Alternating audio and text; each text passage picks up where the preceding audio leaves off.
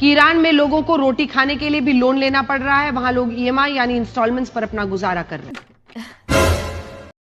थोड़ी मर्यादा रखिए। अरे चाटना है चाटिए, जितना चाटना है चाट चाट के लाल कर दीजिए। वेलकम दोस्तों, बात करेंगे सोशल मीडिया पे क्या वायरल चल रहा है अंजना ओम कश्यप, जिसके बारे में भारत में हर तरफ चर्चा हो रही थी।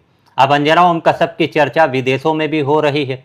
इसके पीछे की वजह है अंजना ओम कश्यप का एक रिपोर्ट जो अंजना ओम कश्यप ने ईरान को लेकर पेश किया, जहां अंजना ओम कश्यप ने बताया कि ईरान की हालत इतनी खराब है कि लोगों को रोटी खाने के लिए भी लोन लेना पड़ रहा है। ईरान के लोग ईएमआई में इंस्टॉलमेंट में अपना गुजारा कर रहे हैं। ईरान इंटरनेशनल की रिपोर्ट कहती है कि ईरान में लोगों को रोटी खाने के लिए भी लोन लेना पड़ रहा है। वहां लोग ईएमआई यानी इंस्टॉलमेंट्स पर अपना गुजारा कर रहे हैं। आधिकारिक आंकड़ों के अनुसार ईरान में एक साल पहले की तुलना में महंगाई 73% से ऊपर पहुंच गई है। यानी जो चीज पिछले साल 100 रुपए की थी वही लगभग 173 रुपए से ज्यादा की हो गई, रिपोर्ट ही कहती है। अब अंजना ओम कश्यप के इस रिपोर्ट के सामने आने के बाद ईरान की तरफ से एक जवाब सामने आता है। ईरान ने बताया कि ईरान के ऊपर 3 युद्ध थोपे जाने के बावजूद भी आज ईरान में ज़रूरी सामान या फिर बुनियादी ज़रूरतों की कोई कमी नहीं है और भारत का मीडिया ऐसा रिपोर्ट पेश करे जिसको वेरीफाई किया जा सके। अंजना ओम कश्यप ने ईरान इंटरनेशनल मीडिया आउटलेट का रिपोर्ट पेश किया है, जिसको ईरान ने पूरी तरीके से खारिज कर दिया और अंजना ओम कश्यप के इस रिपोर्ट के ऊपर फॉल्स न्यूज़ लिख दिया है। तो अंजना ओम कश्यप के इस रिपोर्ट के ऊपर ईरान की तरफ से फॉल्स न्यूज़ लिख दिया गया है, जिसके बाद सोशल मीडिया पे चल रहा है कि अंजना ओम कश्यप ने तो विदेशों में भी डंका बजवा दिया। लोग ये बता रहे कि देश में महंगाई पे, बेरोजगारी पे सवाल ना उठे, चलो ईरान पे बात करके ध्यान भटकाते हैं। ईरान में रोटी भी ईएमआई पे लेना पड़ रहा है और भारत की जनता मशरूम खा रही है। भारत में हम लोग पानी कम पी रहे हैं और लस्सी ज़्यादा पी रहे हैं। उसके बाद अंजना ओम कश्यप के इस रिपोर्ट को लेकर अभिनय मैथ सर ने यह सवाल उठा दिया कि किस तरीके से जब हमने पेपर लीक के ऊपर सवाल उठाया तो हमें ही कटघरे में खड़ा कर दिया गया, हम पर ही सवाल उठाया गया, हम पर ही आरोप लगाया गया, मजाक बनाया गया। लेकिन अब हालत ये है कि देश के बाहर भी मीडिया की खबरों के ऊपर सवाल उठ रहे हैं।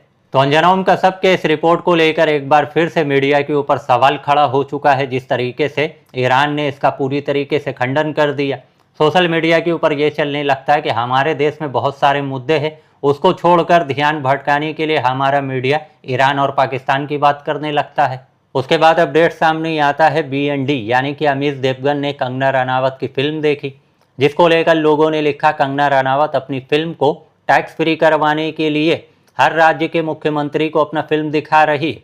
लेकिन इतना खराब दिन आ गया है कि अमित देवगन से अपना फिल्म प्रमोशन करवाना पड़ रहा है। एक तरफ लोगों ने लिखा कंगना रनावत कौन सी पनौती के साथ खड़ी हो गई है, अब तो पिक्चर मेगा फ्लॉप होने का चांस बहुत हाई हो गया है। थोड़ी मर्यादा रखिए। तो कंगना को लोगों ने इस बात पर ट्रोल कर दिया कि कंगना अपनी फिल्म को टैक्स फ्री करवाने के लिए हर राज्य के मुख्यमंत्री को स्पेशल स्क्रीनिंग करवाकर फिल्म दिखा रही है। लेकिन दिन इतना खराब आ चुका है कि कंगना रनावत को अपनी फिल्म का प्रमोशन अमित देवगन से करवाना पड़ रहा है। उसके बाद सोशल मीडिया के ऊपर चल रहा है 370 रुपए वाला बिरयानी, और जिस तरीके से ये कंट्रोवर्सी शुरू हुआ, लोगों ने शो को देखा। शो को देखने के बाद लोगों ने ये बताया कि क्या कॉमेडी के नाम पर कुछ भी कहा जाएगा।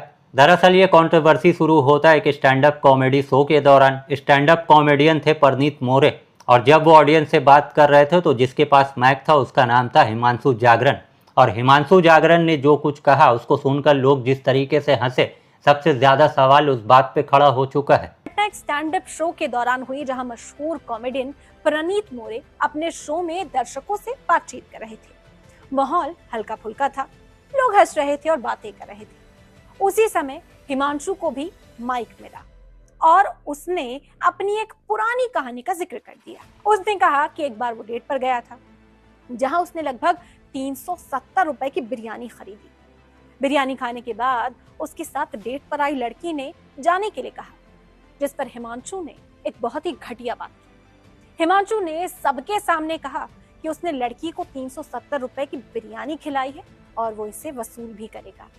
इस बात को सुनकर हॉल में बैठे हुए लोग खिलखिलाकर हंसने लगे, जिसने उसके मनोबल को और बढ़ा दिया और आगे उसने इससे भी घटिया बातें कही।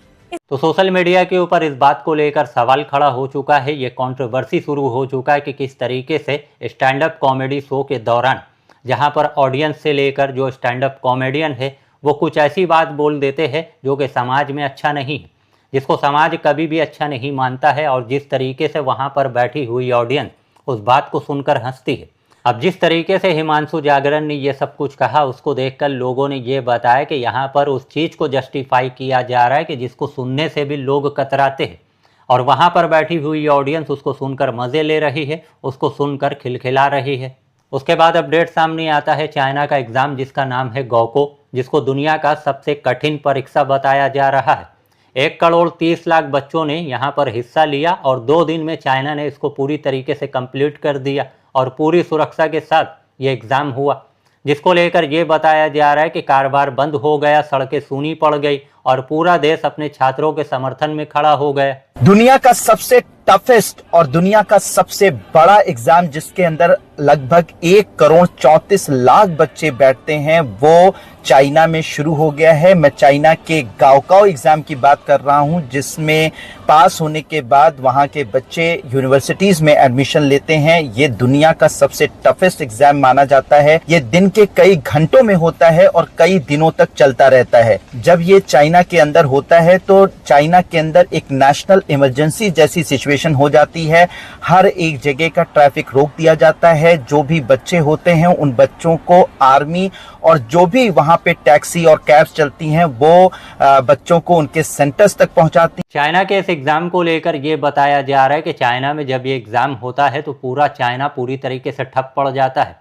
चाइना के सड़कों के ऊपर जो टैक्सी चल रही होती है उसका काम होता है स्टूडेंट को परीक्षा केंद्र तक पहुंचाना। इतना कड़ा और इतना टफ ये परीक्षा होता है जिसको बताया जा रहा है कि चाइना ने बहुत ही आसानी के साथ और बहुत ही सिक्योर तरीके से 2 दिन में कंप्लीट करवा दिया। अब सोशल मीडिया के ऊपर ये चलने लगता है दुनिया का सबसे टफ एग्ज़ाम जिसको चाइना ने 2 दिन में बहुत ही स्मूथली तरीके से करके दिखा दिया और कोई पेपर लीक नहीं हुआ। दूसरी तरफ लोग ये बता रहे चाइना वालों एक एग्ज़ाम पे इतना मत कूदो, हिम्मत है तो लाडली बहना योजना चलाकर दिखाओ, हिम्मत है तो प्रधानमंत्री उज्ज्वला योजना चलाकर दिखाओ और हिम्मत है तो अन्नपूर्णा भंडार योजना चलाकर दिखाओ तो मानी। उसके बाद अपडेट सामने आता है राम मंदिर में भक्तों की तरफ से जो चढ़ावा किया जाता है उसके घोटाले को लेकर अखिलेश यादव ने आरोप लगाया और इस बारे में अभी मुक्तेश्वर आनंद जी महाराज से जब पूछा गया तो उन्होंने ये बताया कि अखिलेश यादव ने आरोप क्या लगाया है। ये बात तो वहीं से ही निकल कर आ रही है, वहाँ तो लगातार ही चोरी हो रही है। अब चोरी हुई है, आरोप क्या लगाया है, ये बात तो वहीं से निकल के आई ना। जो समाचार वहां से निकल के आया उसके बारे में उन्होंने कहा है। तो वहां तो लगातार चोरी हो रही है, कोई आज से पहली बार चोरी हो रही है। वहां तो जब शिला पूजन हुआ था तब से शुरू है, कितने आरोप लग चुके। पहले शिला पूजन में चोरियां हुई, उसके बाद फिर जब राम जन्मभूमि में मंदिर बनने लगा तो प्लाट बिकने लगे। 2-2 मिनट में लाख का प्लाट करोड़ में हो जाता था, आप लोग देख ही चुके हो। तो कम वक्त में ज़्यादा अपडेट आपको बताने की कोशिश करते हैं। आपको अच्छा लगता है तो वीडियो को लाइक कीजिए, शेयर कीजिए और चैनल पे नए हैं तो चैनल को सब्सक्राइब ज़रूर कीजिए।